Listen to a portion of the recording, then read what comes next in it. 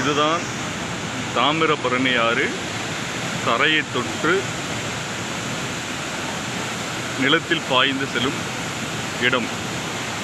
இதுவரை மலையிலிருந்து வந்த இடம் இப்பொழுது தரையை தொடுகிறது.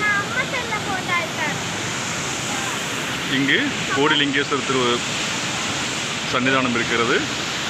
இங்கு லோகநாயகி தாயார் சன்னிதானம் இருக்கிறது. இந்த இடத்தில்தான் அகத்தியர் சிலை இருந்த இடம். இந்த இடம்தான் அகத்தியர் சிலை இருந்த இடம். அது வெள்ளத்தில் அடித்து செல்லப்பட்டது. இப்பொழுது இங்குதான் கல்யாண தீர்த்தம் என்று அழைக்கப்படுகிற தீர்த்தம். இந்த தீர்த்தத்தில் தான்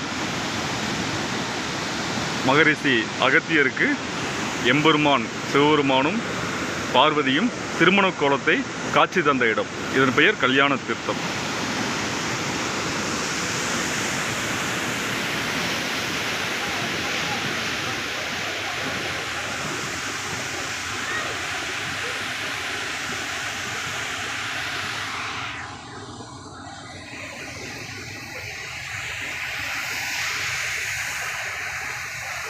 நன்றி.